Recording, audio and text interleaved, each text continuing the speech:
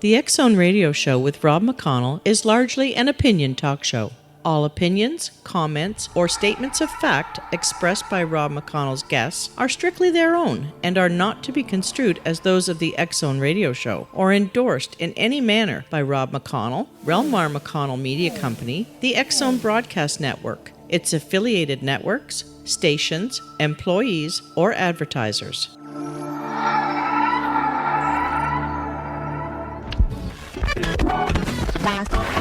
All Hit Radio.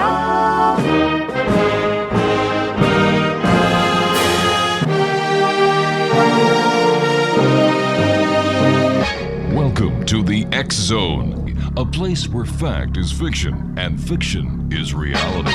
Now, here's your host, Rob McConnell. And welcome back to the X Zone, everyone. My name is Rob McConnell, and we are coming to you live from our studios in Hamilton, Ontario, Canada, on the Talkstar Radio Network, X Zone TV, and on shortwave. Our toll-free number is 1-877-528-8255. That's toll-free throughout the U.S., Canada, Alaska, and Hawaii at 1-877-528-8255. My email address is xzone@talkstarradio.com. On MSN Messenger, talkstarradio@hotmail.com. And our website's www.xzoneradio.com. That's our main site. And to watch and listen to us live from our studios in Hamilton, www.xzonetv.com. My guest this hour is Dalton Walker, and we received a very interesting email from Dalton, and which prompted us to contacting him and saying, hey, how about coming on the X Zone Radio Show and telling us your story? And Dalton, welcome to the show. How are you today? I'm just doing fine, thank you very much, Dalton. And I was wondering if you could tell the X Zone Nation why you contacted us.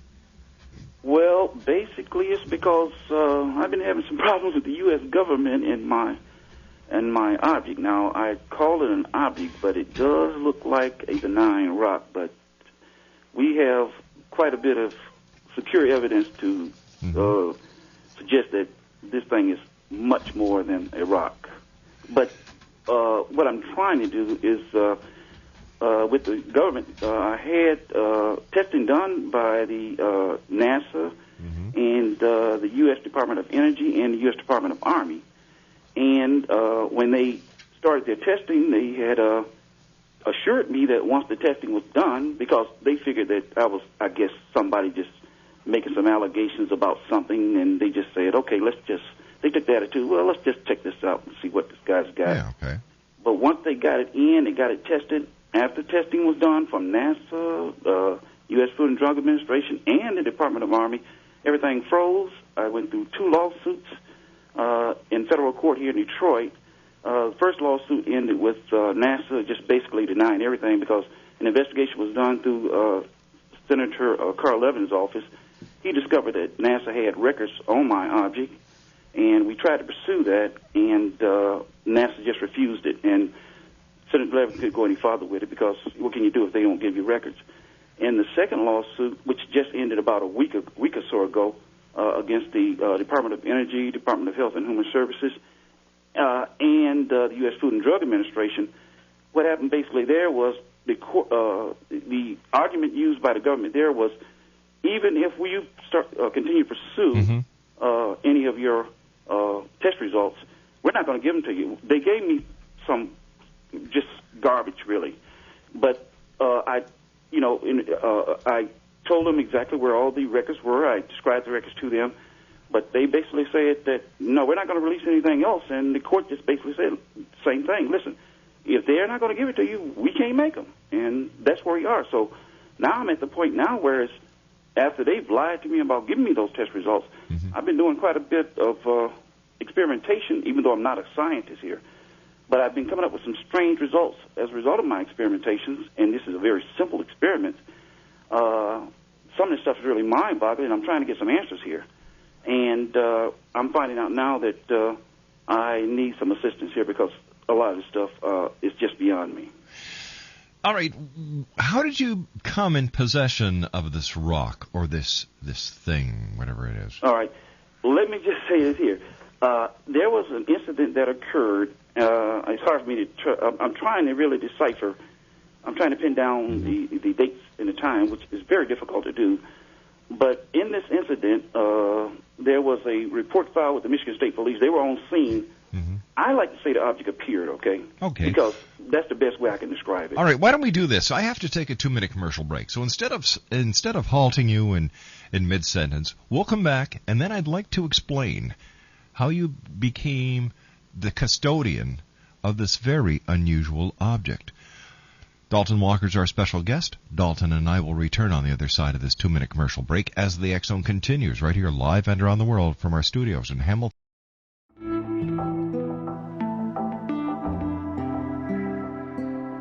Take a step back in time and discover old Florida cuisine at Marsh Landing Restaurant in Fellsmere.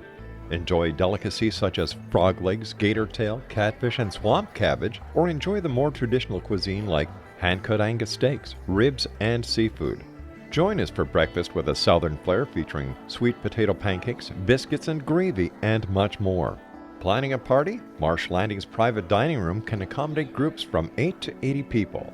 While you're visiting, enjoy the historic pictures, artifacts, and stories that line the walls. Marsh Landing is truly a unique experience. Marsh Landing Restaurant, 44 North Broadway in historic Fellsmere, or visit marshlandingrestaurant.com. Marsh Landing, old Florida cuisine at its best.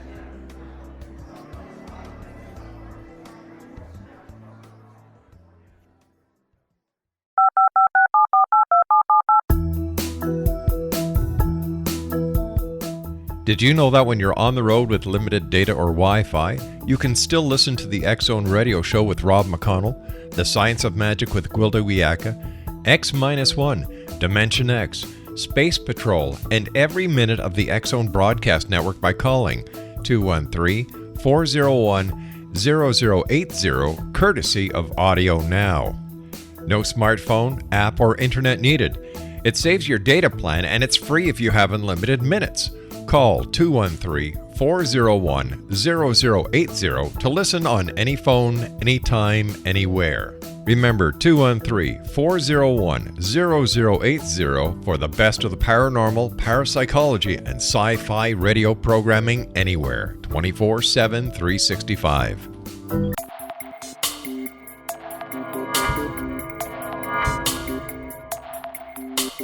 Are you interested in the paranormal, ghosts, UFOs, or psychic phenomenon?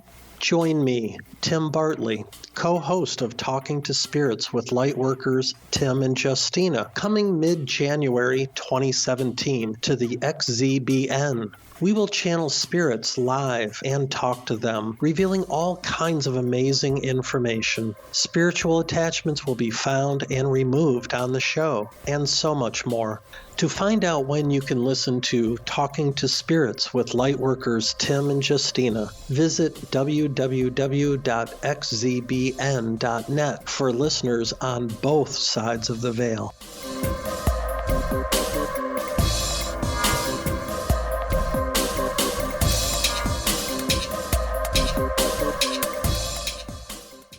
Welcome back, X Zone Nation. My name is Rob McConnell. Dalton Walker's our special guest. Now, before we get back to Dalton, how would you like to take a diet? Are you ready for this? A diet challenge.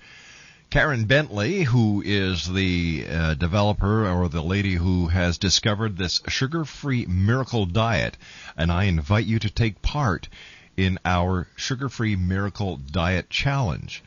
All you have to do is send me your email. We're only taking 10 people on this challenge. Just send me an email and why we should take you as part of this challenge. Once again, all you have to do is send an email to xzone@talkstarradio.com.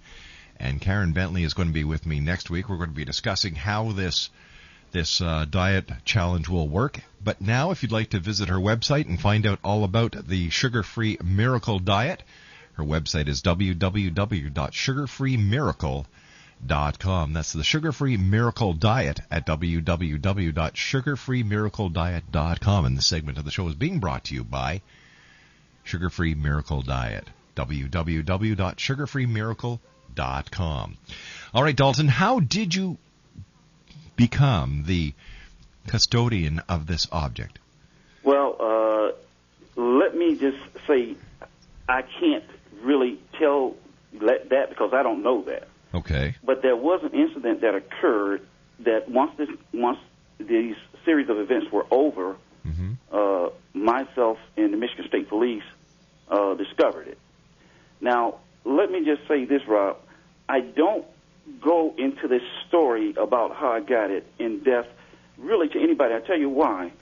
Because, first of all, telling the story gives the government a front to attack me as, unbelievable or whatever, lying or not telling truth or whatever. Because the story, actually, since I can't verify and I can't prove the story, I take the story as purely conjecture right now. Right. Although it happened to me, and I do know that it happened to me, and I got certain things that I can prove. For example, like I said, there was a state police report that it occurred, and also there was the report filed with the Detroit Police Department when this object did appear.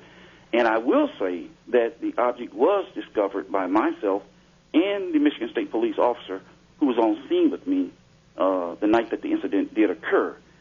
But I need to get a better grip on the dates that this thing occurred, and because there's a lot of confusing issues with me. At this time, I have records help me. I'm trying to isolate through my records when this event actually occurred, but my records are just not lining up. What I thought happened and what my records are saying happened is just not lining up. So, like I said, I want to try to stick with fact. All right, And if I stick with the that's fair object, enough. I stick with fact. But if I go with the story, I think I'll lose a lot of people there. All right, so let's stick with the facts. Hmm? Let's stick with the facts. Hmm? And, all right, so describe this object. Well, like I said, when you look at it, this object looks like a rock. I mean, if you look at it from a distance, the object looks like a rock. But now, when I was in Wayne State University, this is the first examination that we had of it. First intake examination of it was at Wayne State University. It has a strange, uneven weight to it, a distribution weight field to it. Also, when you look at geology, you look at stone and sand, right? Well, this object does not have that stone and sand characteristics. It has a very strange characteristics on the appearance of it. Now, let me just say, this is also fact. The object actually changes color. It goes through a series of color changes. These color changes you can actually see with the eye. We took some pictures of it, and these are the pictures that allowed NASA, after NASA reviewed these pictures, this is what gave NASA the authority to bring it in to NASA Johnson Space Center into their laboratory for testing. The pictures are showing that we have a series of spectacular color being coming off this thing. So, like I said, you can't see these colors with the naked eye. You're going to need something to see it, like a camera or something like that. But now, appearance-wise, it's benign. This is how come when I'm in my search for a scientist now, this is why I need a scientist who has a very elevated knowledge of radiation, because this thing does not look like it'll hurt you, but it is deadly, and I have established that. How have you established that? Well, I've done several. Well, let me just say right now, I have been conducting experiments since 2000 on this thing. I started off with insects, and I've also been doing light testing. Now, I've gotten a stern warning from NASA scientists because I was dealing with them on the initial run on this thing, and they told me very sternly, do not use any live animals above the insect level. So that was out. If I got caught doing that, I could have had some serious repercussions. But now with the insects, I mean, you can expose this thing, expose insects to the environment of this thing. I mean, it kills them instantly. And what we have established and what I have established talking to the USDA scientists and talking to the Army scientists is that we suspect this thing is putting out either a form of radiation or multiple forms of radiation. And once you put the insects, introduce the insects into the environment, whatever this, I call it an energy, but we think it's composed of these forms of radiation. And when you expose them to this radiation, the radiation literally goes to their body because it does not distort the overall appearance of the insect. The insects look like it's normal outside, but it curls up. The ants will curl up into a real tight ball, and they'll stay there. A fly, for example, if you put it on there now, when a fly dies, it normally goes to its back. When you introduce the fly to this environment, again, we suspect this radiation is penetrating so fast through their bodies that fly don't have enough time to go over on its back. It cooks, it literally fries the inside of these flies and these ants. And also, I have also done an experiment where I kept the flies and the insects and the ants exposed to the energy for about 4 days. And after I went back to check the insects, I did it both on ant and a fly.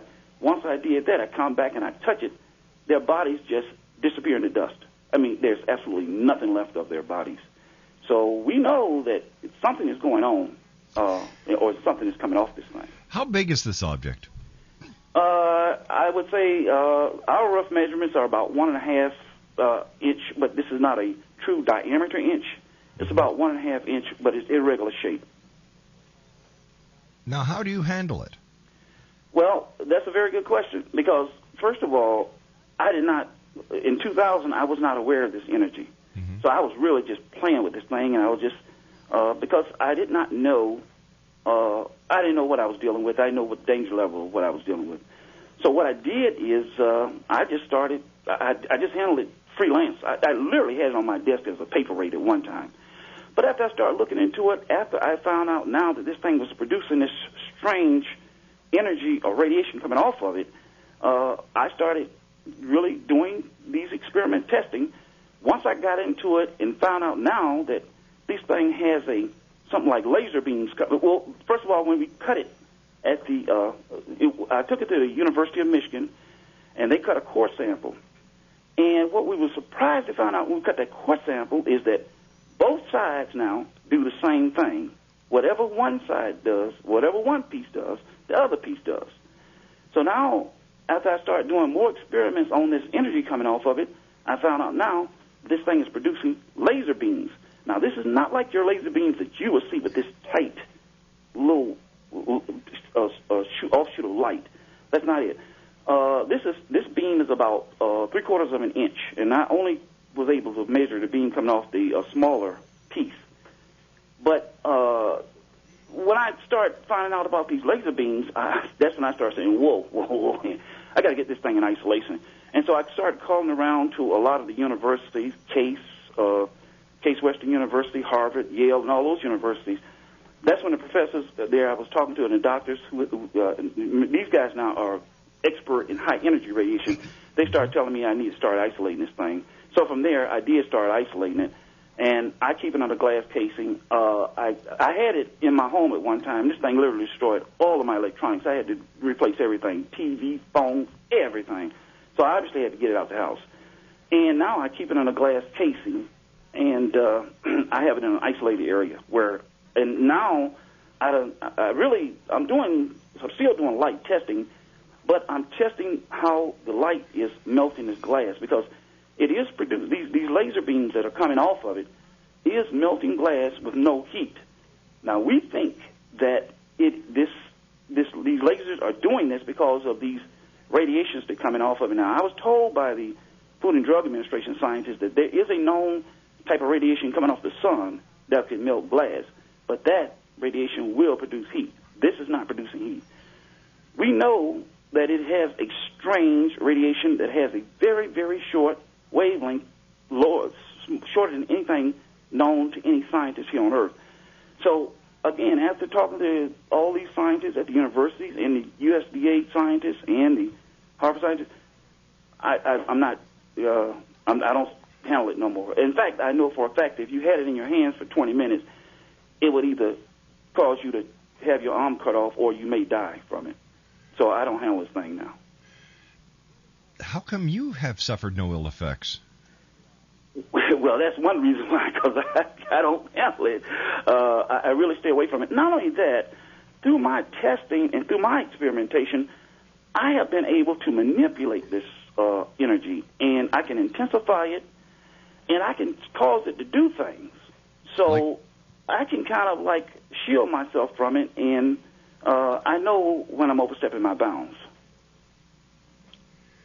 All right, you and I have to take a break. We'll be back on the other side of the news. Dalton Walker's our guest. If you'd like to give us a call, 1-877-528-8255 is toll free.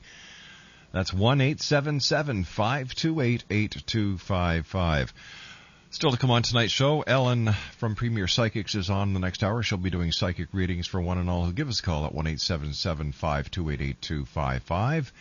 And then Cal Korff will be joining me from Prague in the Czech Republic as we do another edition of Cal's Corner. My name's Rob McConnell, and this is the X-Zone on the Talkstar Radio Network. Dalton Walker and I return after the news as we continue live and around the world from our studios in Hamilton, Ontario, Canada. Don't go away.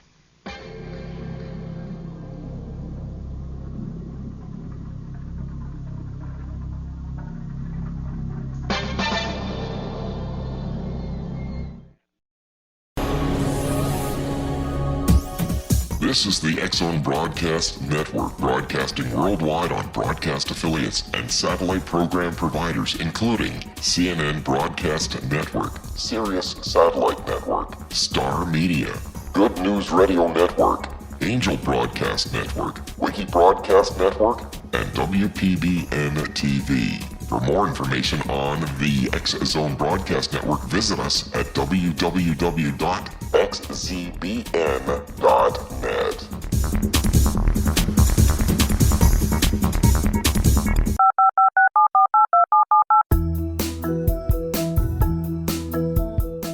Did you know that when you're on the road with limited data or Wi-Fi, you can still listen to the X-Zone Radio Show with Rob McConnell, The Science of Magic with Gwilda Wiyaka, X-1, Dimension X, Space Patrol, and every minute of the X-Zone Broadcast Network by calling 213-401-0080, courtesy of Audio Now. No smartphone, app, or internet needed. It saves your data plan, and it's free if you have unlimited minutes. Call 213-401-0080 to listen on any phone, anytime, anywhere. Remember, 213-401-0080 for the best of the paranormal, parapsychology, and sci-fi radio programming anywhere, 24/7, 365.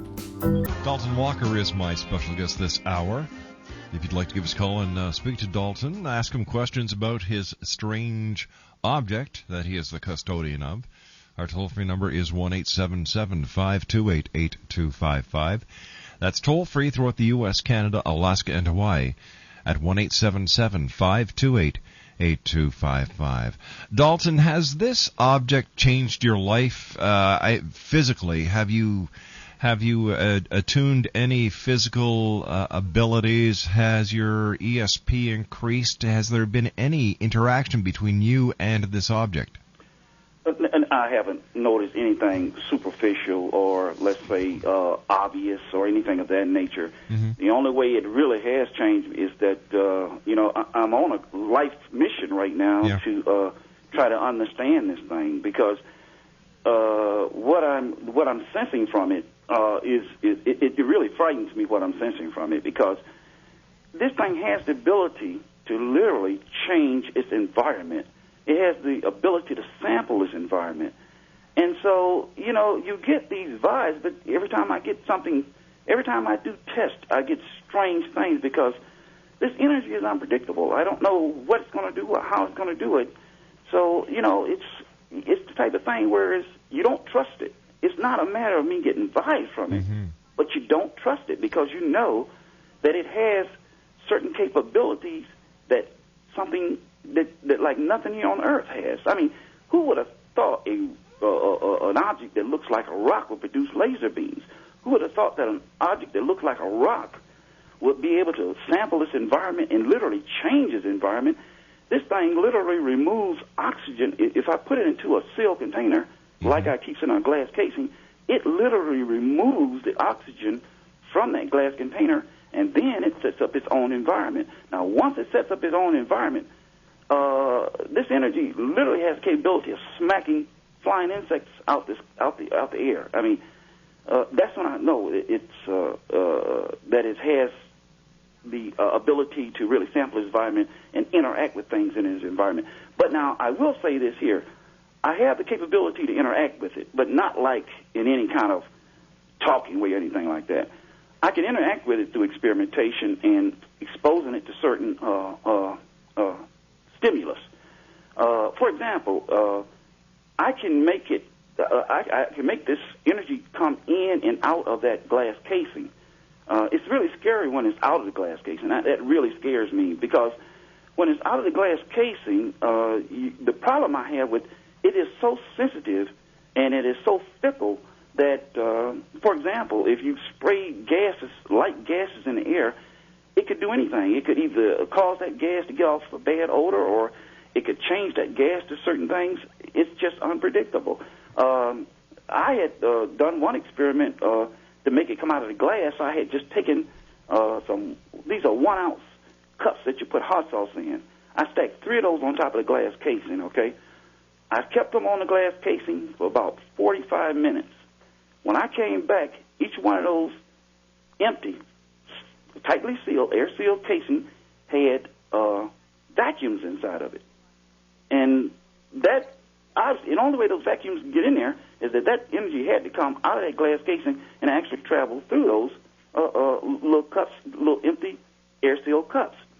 The other instance of having it come out of the glass casing is this thing melts. It stops ice melting at room temperature.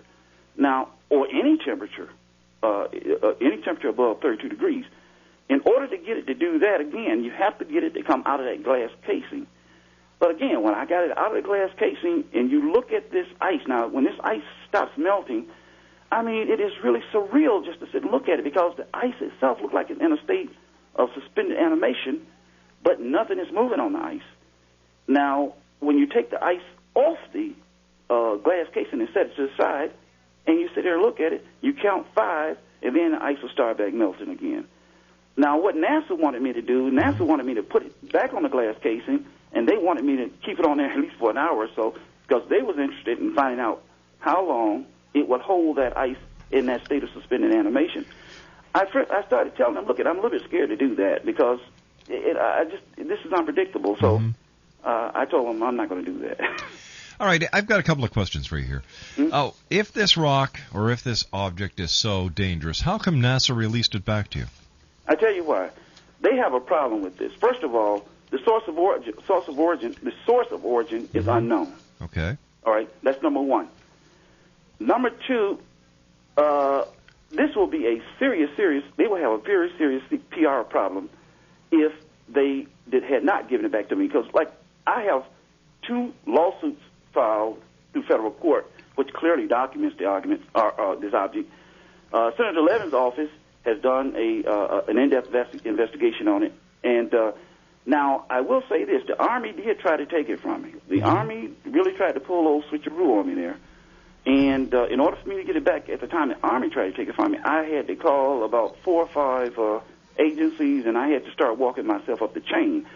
Once I got about halfway up the chain, I was talking to directors and stuff, explaining to them what was going on. It took them about, later that evening, they finally got back in touch with me and says, okay, we got your object, we're going to give it back to you. And I told them that's all I want. And I says, give me a time frame, give me a date, and don't be late on when you do that. All right, they tried to take it. If this object is so unpredictable, if it is a potential danger, why do you want it? I don't want it. I don't want it. So why wouldn't you just let the Army keep it? They can't. They don't. They won't do that. You got to understand, again, first of all, they had to make the case to bring it into NASA Johnson Space Center. You know, I'm talking. Hold on here. I'm talking about the Army. You said that you wanted the Army to give you back your rock. Why? Right. Because, first of all, like I said, I wanted the test results on it, and Why? At that time, I did not know the danger level. I did not know anything. I did not know half of what I knew now. All right, but if this rock or this object is as dangerous as you believe it to be, why do you want it? Because of the incident and how I got it. Like I said, I need to know more about it. Why me? Why give it to me? Why give it to me at the time that I got it? What made that thing come to me? Well, you see, curiosity is just eating me alive here. You see, we're only hearing part of the story. which makes it very hard for me to understand why you want this thing. You know, like I said, I can understand why it would be hard for you to understand that. But the thing is this here, like I said, there's so much that happened that caused this thing to come to me, and there's so many questions surrounding it. I want the answer to those questions. I just really want the answer to those questions. And now I think I can control the danger level. Like I said, I don't expose myself to it. But I can understand your concerns there. Why would I want it? But like I said, if you was in my position and something came to you in such a strange way that you can't explain, nobody can explain where it comes from. And I tell you something, nobody can explain what this thing is made of. This thing has got some unidentified material in it. I mean, the Michigan Department of Environmental Quality, Hazardous Waste Division, they have confirmed that it has an unidentified material in it. Like I said, there's so many questions around it. I'm trying to find out how did I get connected to this thing. All right, you know what I can't understand, and I'll be very honest with you. Sure. You have this unidentified rock or this object that apparently gives out laser beams that can actually knock out an insect from midair, even though it's encased under glass and has caused its own vacuumed environment beneath this glass dome. It has been sent to NASA. NASA cannot understand what it is, and they easily sent it back to you? Well, he sent it back to me with a letter stating that the OSHA does not allow this dangerous object to be in their possession. So the letter said basically he had no choice but to turn it back to me. And it was in the possession of Michael Zelinsky. Michael Zelinsky is the highest-ranking geology in NASA at the NASA Johnson Space Center. Now, why do you have two lawsuits out against NASA? Well, no, I only had one lawsuit out against NASA and one lawsuit out against the U.S. Department of Energy, Health and Human Services, and the USDA Food and Drug Administration. Why would you? Well, first of all, why would the FDA be involved in this? Well, the FDA actually, my case was assigned to the Department of Energy. Joe Roboski was the person that was assigned to the Department of Energy. Right. He took on. He was assigning a task of trying to find someone in the government to test this thing and try to find out what it was. So he called all the agencies. He ended up getting the U.S. Food and Drug Administration scientists, which really only test for ionizing radiation. That's what they told me, because we figured this was some kind of non-ionizing radiation. Now, at first, we talked to the EPA. EPA says Congress has removed them from testing non-ionizing radiation. So what had to happen now is we had to go back to the Department of Energy because Congress only allows the Department of Energy to test for non-ionizing radiation. So now the Department of Energy doesn't do anything on its own. It does not have laboratories to test. It has to contract things out. So Joe Roboski called around. We finally had me contact this lieutenant colonel that was in the Army, and he told me that we needed some very, very expensive and very, very sophisticated equipment to conduct this testing, and we needed some scientists with some very elevated knowledge of radiation. So, therefore, only the Department Army would have the necessary equipment, and I was supposed to send it to them for the testing. So that's how it ended up getting through. The U.S. Food and Drug Administration was really the scientist who was actually making the case to have it brought into the Food and Drug Administration so it can be sent to the Army. So that's their job, was to make that case. And then everything was supposed to come back to the Department of Energy. All right, but what are the lawsuits about? The lawsuits was basically Freedom of Information Act lawsuits, because when the Food and Drug Administration had gotten the object, they had promised me that they was going to give me all test results that was concerned with their testing. And then once they got it, like I said, they thought I was just somebody that was, just thought he had something they didn't have. But once they got it, they found out that this thing was more than what they thought. In other words, they got in over their heads. So what they did now is I asked them to release those test results because I knew what the test results were. They sent me some dummy test results, and I called them, let them know that the test results was dummy. There's no way that these test results could reflect anything. It was just garbage. So that's the thing is, now I filed a Freedom of Information lawsuit to get them to release those test results. And basically, once this recent lawsuit, like I said, against the Department of Energy and Human Health and Human Services and USDA, the government just says, no, and so from here on out, the records are sealed. Nobody will be allowed to get it. Now, they didn't break these things, these test results as confidential or classified. They didn't do that. They're only saying now that it is the data is sealed and I'm not allowed access to it,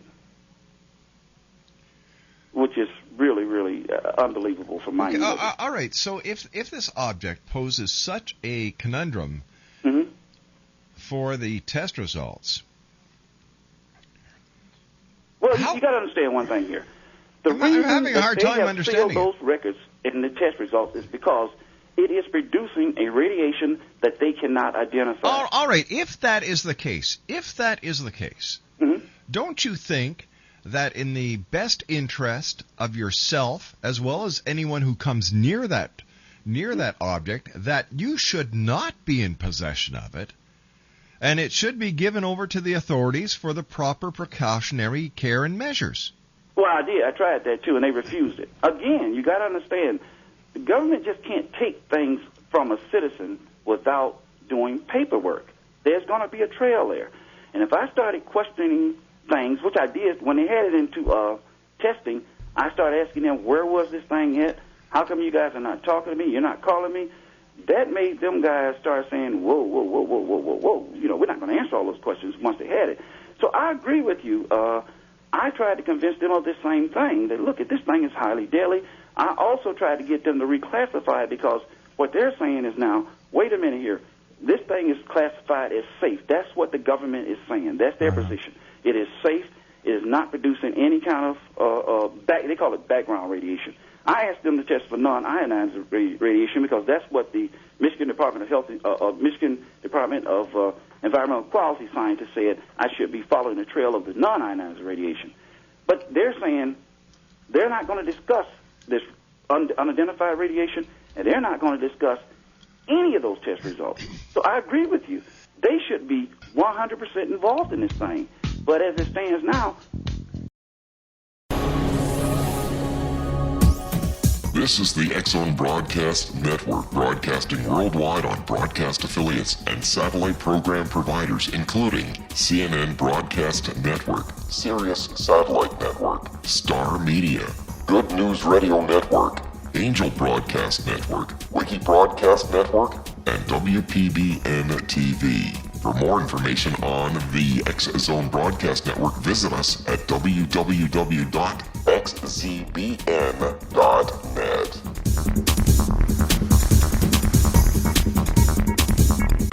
Sergeant Central. 19 Sergeant check. Officers on the scene. Hi, I'm Larry Lawson, host of Paranormal Stakeout. With over 36 years in law enforcement, I have learned a few things. The most important is the proper gathering and preservation of evidence is vital to putting the bad guy behind bars. It's no different in the world of paranormal investigation. Whether it's the search for the afterlife, cryptozoology, UFOs, and extraterrestrials, how we gather the evidence, preserve that evidence, and present it to a jury of our peers will make the ultimate difference in proving the existence of worlds and entities that are beyond our imagination. Join me, Larry Lawson, every week on Paranormal Stakeout when, along with my guests, we'll take a journey to prove with indisputable evidence what man has struggled to believe for centuries. Go to xzbn.net for the broadcast schedule and check me out at paranormalstakeout.com.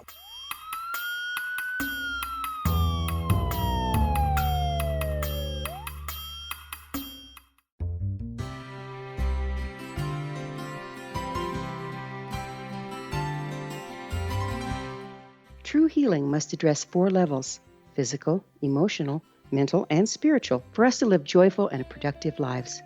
We tend to treat 3 of the 4, leaving the spiritual languishing. If you're tired of the same dysfunctional patterns cropping up in your life, Soul Balancing is for you. Trixie Phelps, owner and founder of Soul Balancing, is a naturally gifted energy healer trained in numerous esoteric forms, including shamanism.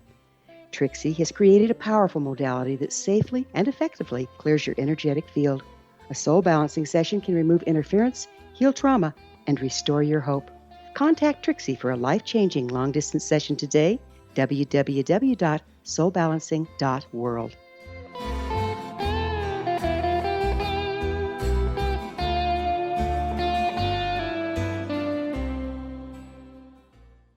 Hi, Dalton. I'm having a hard time understanding why, if this object is as deadly and dangerous as you claim it is, why you want it in your possession, number one. Number two, why you do not just go down to your local law enforcement agency and say, hey, guys, this is what I've got, this is what it does. I don't want the damn thing. Well, like I said, there's a lot of unanswered questions, and, like I said, I'm trying to get answers. This is why I'm trying to get answers to establish how deadly it is. This is why I'm trying to find a scientist who has an elevated knowledge of radiation, especially radiation that's not earthbound. All right, so what you're trying to do now is you don't want to get rid of it. You want to retain it because you believe it might be of some value. Well, actually, I've been ordered not to get rid of or dispose of it because... Who gave you that order? It was a scientist out of NASA. They were saying that... Do you have that in writing? No. You kidding me? They're not going to put nothing in writing. Well, how do they told me if I destroyed it or got rid of it, I could end up being charged with releasing a deadly object into the environment or some other crazy. Wait a sec. Hold on here. Something sounds really screwy here. You tell me that you send this object to NASA. In the U.S. Department of Energy. Wait a sec. Hold on here. Did you or did you not send your rock or this object to NASA? Yes, it went to NASA Johnson Space Center. Okay, fine. They send it back to you. Right, saying it was deadly. That makes no sense. Well, I got a letter proving that. Send it to me. I got a letter from Michael Zelensky. Send it to me. Fax it to me. Okay. I can send it through email. Fine, send it to me through email. I will contact the people at NASA. Oh, good, great. We will bring them. Senator Levin's letter? I got a letter from Senator Levin. Yeah, because if this object is as deadly as they claim it is, I want to know why it was released back to you. Well, what do you think when Michael Zelensky tell me OSHA does not even allow it in their laboratory? You know that's a big lie. Because OSHA does not control NASA's laboratory. Yet Michael Zelensky saying that he had to send it back because NASA was not allowed to keep it. Yet the Army did not make such a claim. Can you figure that one out? Send me all the information you can, and we'll try and get to the bottom of this because it sounds too ridiculous to be true. To be honest with you, that's why I'm looking for a scientist, and that's why I'm on my search because there's a lot of things. Where this thing came from, that's ridiculous. What it's made of, that's ridiculous. This thing is it's a gemstone. It is a very extremely valuable gemstone. It's an olivine gemstone. It has a very rare quality about that gemstone. So there's a lot unusual about it. So, yes, I will. Can I email it over to you, that same email address you gave me? You got it. Yeah. Okay, I'm definitely going to do that because, like I said, I'll give you the phone numbers to the people who you can actually call. Like Joe Roboski, I'll give you his phone number. Send me all the information. Mike Zelensky's phone number still exists. Send me all the information, and we'll get our research department on it as soon as we can. Okay, and if you want, we can come back on and we can talk about it again. Sounds great. Send me a picture of the object as well. All right, through the same one then. All right, nice talking to you, Dalton. We'll try and help you get to the bottom of this. Dalton Walker has been our special guest, and hey, we will call these people. We will invite them onto the show. And we will post the pictures and the letters that Dalton is sending us on a special website, and we will announce that as soon as we get the information so that you, the Exo Nation, can be part of this investigation. When we come back from the news at the top of the hour, Psychic Ellen from Premier Psychics is with us, so give us a call at 1-877-528-8255 if you would like to know today what is in your future tomorrow. My name's Rob McConnell. This is